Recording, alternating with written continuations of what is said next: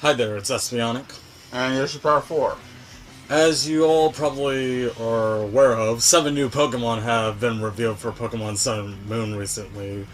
We also have new information on the Koala and Puppy Pokemon we saw in CoroCoro last month, including their English names Kamala and Rockruff. And now we have more details on how Zygarde and its multiple forms are going to fit into the games. So, I'll just start off by asking, what are your general impressions of all of these new Pokemon? I actually like a lot of them. Well, I like quite a few of them, honestly. Yeah, but I know which one is your favorite. Yeah, Rockruff. Let's just start with Rockruff, the puppy Pokemon. He is so adorable. I do like its design a lot more than Lillipup's, to be honest. Actually, speaking of Lillipup, its final form, Stoutland, is a Pokemon you could ride in Pokemon Sun and Moon. Yeah, so that pretty much confirms that riding Pokemon in the overworld will return for Sun and Moon. Anyway, back to Rockruff. It is a rock type, and it can have the ability either Keen Eye or Vital Spirit.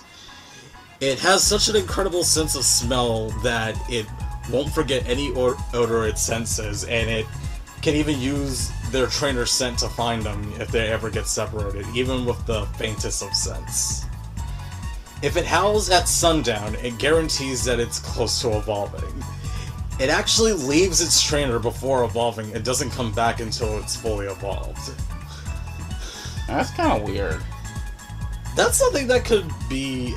That's actually something that could be incorporated in the anime very nicely. I can actually sort of see Ash getting a Rockruff in the anime and having its evolution process be the focus of an episode.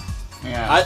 Either that, or it could be Officer Jenny's standard partner Pokemon in the Alola region, which is probably the more likely of the two. And that story could be used for one specific Officer Jenny. But I actually can almost picture Ash having a Rockruff in the anime.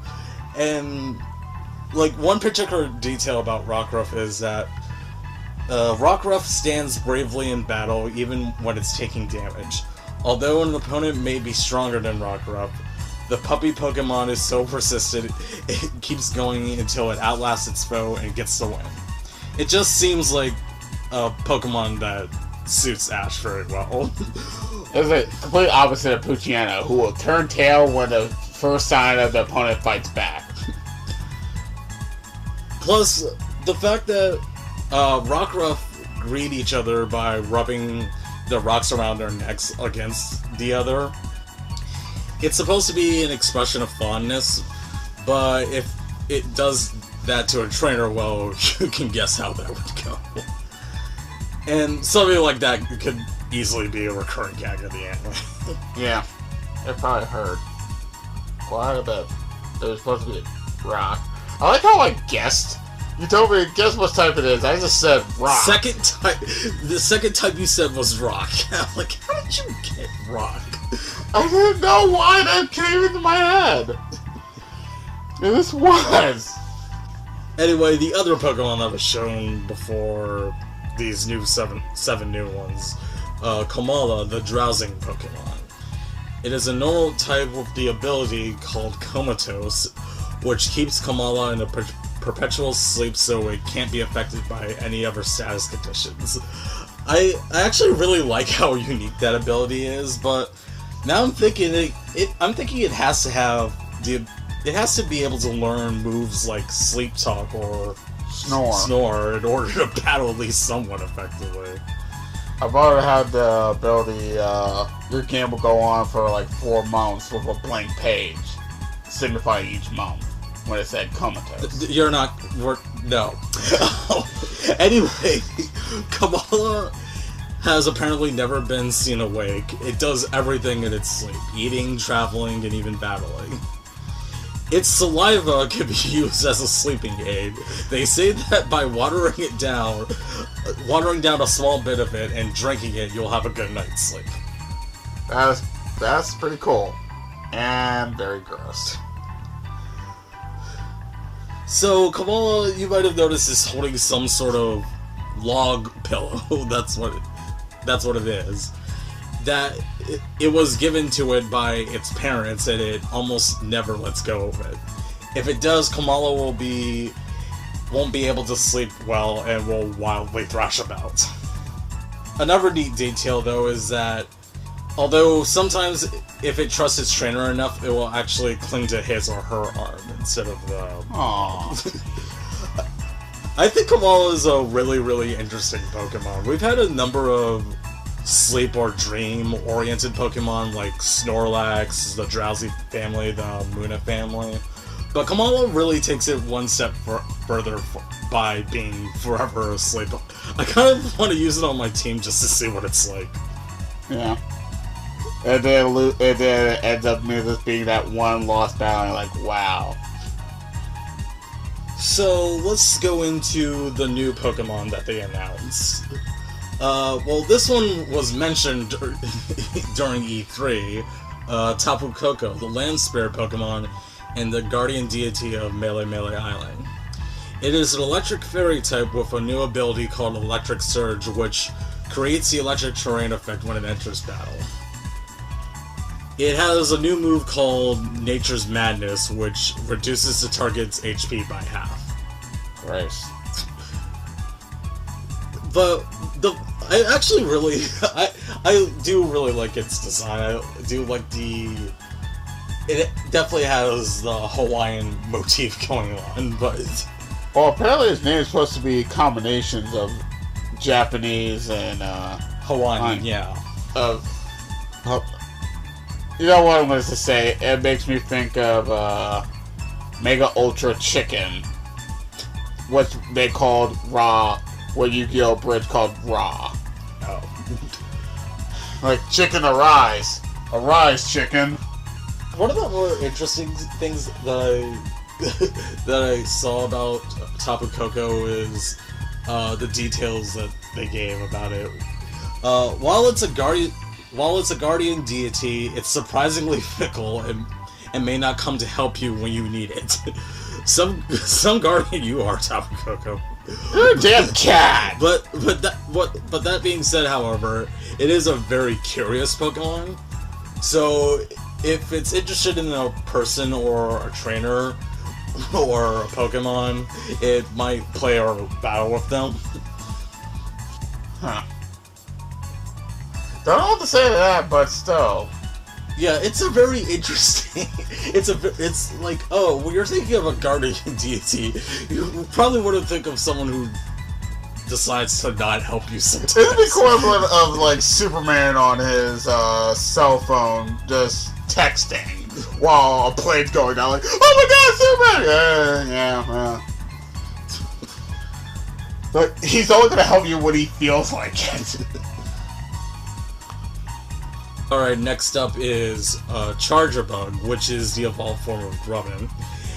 And it is known as the Battery Pokemon. It is a bug electric type, and its ability, ironically enough, is called Battery, which makes its allies' special moves stronger.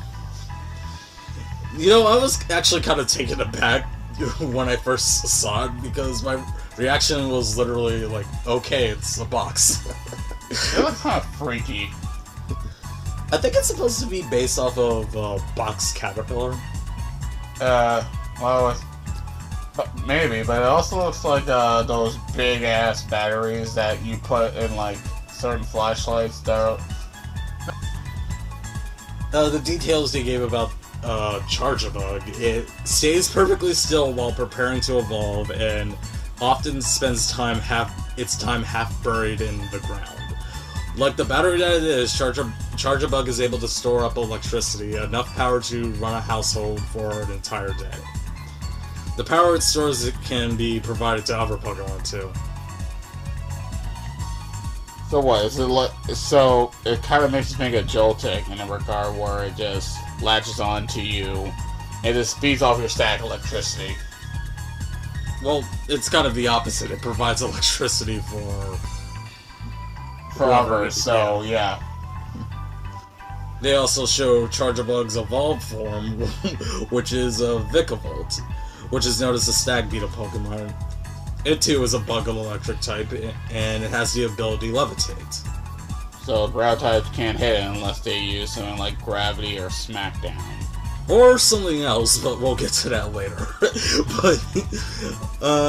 So remember how I said that Charjabug can serve as a battery for other Pokemon? Yeah. Well, Vikavolt can actually use Charjabug as a battery. So even if a battle drags on, it can use the electric power from Charjabug to continue using powerful moves. But when Vikavolt is engaged in aerial combat, it'll just let go of Charjabug to make itself lighter and nimbler. Wow, that's kind of that's the equivalent of you throw your Pikmin down a pit so you can use the wing Pikmin and smash 4. They also said that Vikavolt is like a fortress that zooms through the forest, firing a beam of electricity from its mouth, which is controlled by its huge jaws. It's extremely acrobatic, being able to fly at high speed even as it weaves through complicated tangles of the branches of the forest. And it can even perform flight maneuvers like tail spins and sharp turns. But can it do a barrel roll? I'm pretty sure it could. Yeah, it probably could. Next up we have Drampa, the Placid Pokemon. AKA Falkor. Yeah, well, you showed me... I showed him before this picture of Falkor from the Neverending Story. That was the first thing that came to my mind when I saw this thing.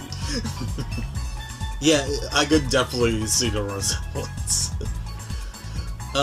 It's a normal dragon type, which I'm pretty sure is new for the series. Yeah. And what else is new is one of its potential abilities, called Berserk, which raises Drumpa's special attack stat by 1 stage when it loses half or more of its HP. Its other ability is Sapso. The details they gave on Drampa is that they live alone in the mountains 10,000 feet above sea level, and they can't find berries that they feed on at that elevation, so they descend down to the base of the mountains at dawn every day to find berries. Drampa loves interacting with people and Pokemon, and they're especially gentle with children. As such, they often appear at schools and parks where children gather. If a child it cares for is hurt in some way, Drampa will become very enraged. Huh. Now you can really have a scene where a kid is riding on Drampa's back going, yeah! That just raises more Falkor parallels to this guy for me. I do like its design, though. But, yeah, when you showed me that picture of Falkor, I was like, wow, some weird... It's a dragon dog. There's some dragon dog, and I wonder if they took cues from that, or is this based off of some other mythology? Anyway, let's move on to Bruxish, the Gnash Teeth Pokemon. It's a water psychic type, and it can either have the ability Strong Jaw, or a new ability called Dazzling, which prevents opponents from using first hit priority moves. I don't follow the competitive scene of Pokemon, but I saw a couple of comments saying that this ability could shake up the Pokemon metagame. I remember one person in particular saying something that it could be like the anti-Talonflame or something like that. I think it mostly depends on how good Bruxish's stats turn out to be, but I thought the phrase anti-Talonflame was just funny. I was wondering, how can you not use priority moves on this thing when the psychedelic colors really that distracting? You've seen a number of instances where it was. Yeah, I've seen a lot of instances where, well, all fish kind of have that. It's kind of like an angler fish in that regard. They're not really that. They're kind of ugly fish, honestly, too. Where a lot of people don't like Bruxus because of how freaky it is. And honestly, I kind of like the juxtaposition of it being creepy yet, like, stylish looking. Well, I think it's supposed to be based. It's like Chinchou and Lantern. It's like an anglerfish. It uses it kind of has the part of its head that have a bright light that shows. Oh yeah, that on its head, the protuberance on its head, it emits a strong psychic power. When its opponents are exposed to that power, they're stricken with terrible headaches and pass out. While it emits its psychic power, it grinds its teeth loudly, which serves as a warning to nearby Pokemon, which causes them to flee immediately. In the Alola region, lifeguards actually use Bruxish to prevent dangerous water-type Pokemon from gathering around them. Bruxish is a wait and ambush hunter. It burrows itself into the seafloor, leaving just protuberance on its head exposed while emitting a low level of psychic power. This serves as a radar, so when it detects prey, it can leap in for the attack. It is an anglerfish then. This is what an anglerfish does. It just waits in the dark, attracts you with a siren light, and when you see it, it eats you. Well, I don't think it necessarily uses the protuberance on its head to... Yeah, it uses it as radar. It doesn't use it like... Yeah, but it is the same sort of thing. Alright, now, Cutie Fly, the bee fly Pokemon. It's a bug fairy type with the abilities either Honey Gather or Shield Dust. Cutie Fly can detect the auras of people, Pokemon, and plants. That trait helps it to find flowers to collect nectar and pollen. Cutie Fly tend to gather near very happy or very sad people because to Cutie Fly, the aura of these people are similar to the aura of fully bloomed flowers, apparently. So that's why they sometimes stray away from their common habitat of fields and meadows and end up appearing in towns and even inside buildings.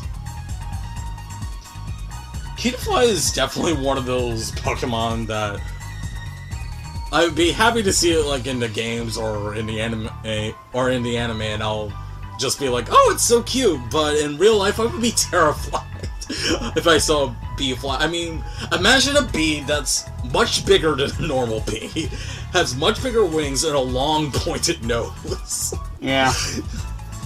In Pokemon, it's adorable, but in real life, Get the fly swatter! I do not want to see it. Get the fly swatter.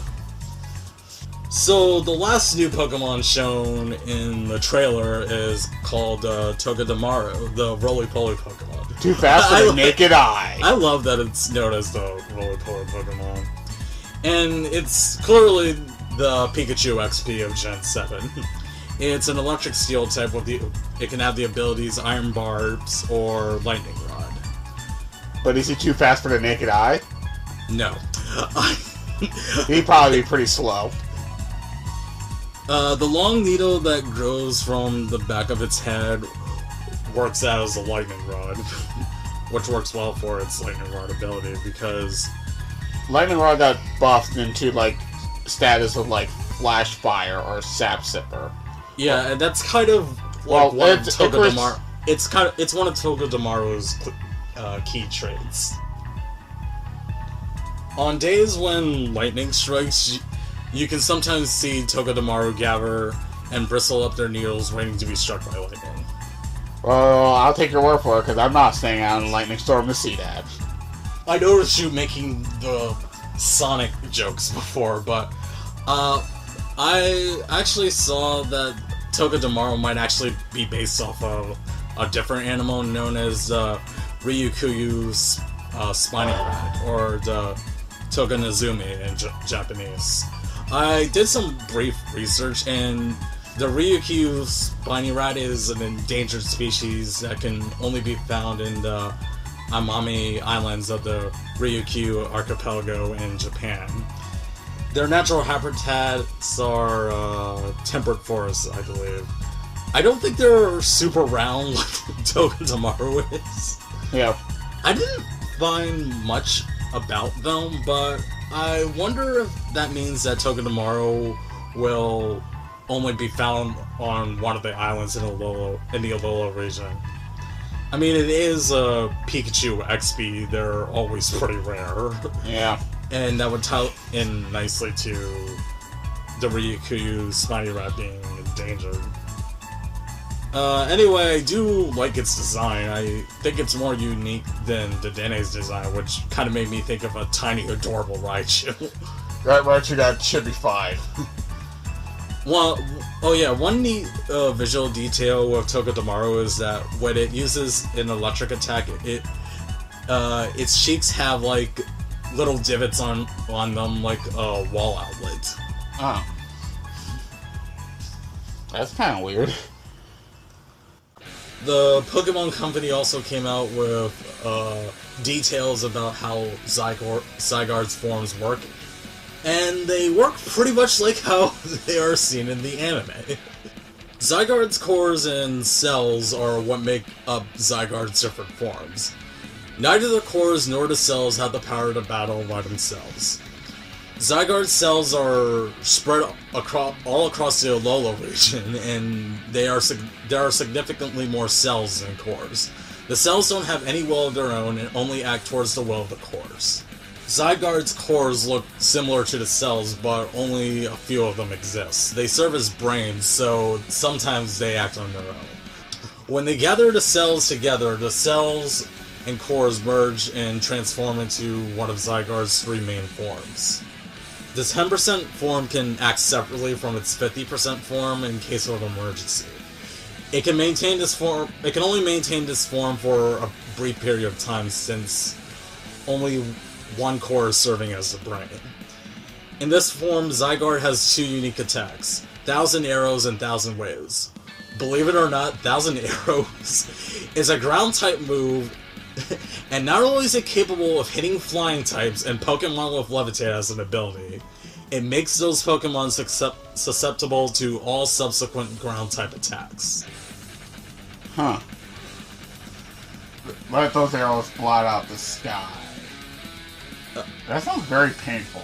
Like, essentially you're getting pinned down by arrows. That's probably the logic behind it. Yeah, but it's still painful. Your Pokemon's getting pinned down. Literally. 1,000 Waves makes it so opponents can't flee or switch out their Pokemon. Arena Trap? It's essentially mean look Arena Trap. I think it actually does damage too, but... The 50% form, as seen in Pokemon X and Y, is made up of only half of the total cells of Zygarde, but it still has overwhelming power. If the 10% or 50% forms of Zygarde has the ability Power Construct, then Zygarde will be able to change into its complete form. Zygarde's complete form consists of all of Zygarde's cells, making it fully powered for battle. Its newly grown wings and tail each have their own core. Each core serves as a brain and can make decisions and act independently. It will take this form when Zygarde loses more than half of its HP. And with this form comes a new move, Core Enforcer. This erases the ability of any opposing Pokemon that use the move in the same turn that Core Enforcer is used. Huh? You heard me. Wow. I still kind of like Zygarde's regular form where it was this weird snake thing, honestly, though. I still like that form the most. I guess I do too. Zygarde's complete form looks so familiar to me from something else. Oh, kind of looks like No Heart from Kingdom Hearts. It looks like Xehanort's Keyblade armor a little bit. I'm pretty sure the anime has demonstrated or will demonstrate all these factors for Zygarde. This Pokemon is from Kalos. We're going to see its forms in action in Hawaii. Yeah, that's the one question that really remains. What is Zygarde doing in the Alola region? I mean, according to that bio that the Pokemon Company put out, Zygarde monitors the Pokemon ecosystem to ensure that it's not disrupted, and it feels that it has a duty to protect the ecosystem. So that could be its purpose, that it senses something is happening to the Pokemon ecosystem in the Alola region and wants to protect it, but how did it end up there in the first place? I guess that's the real question.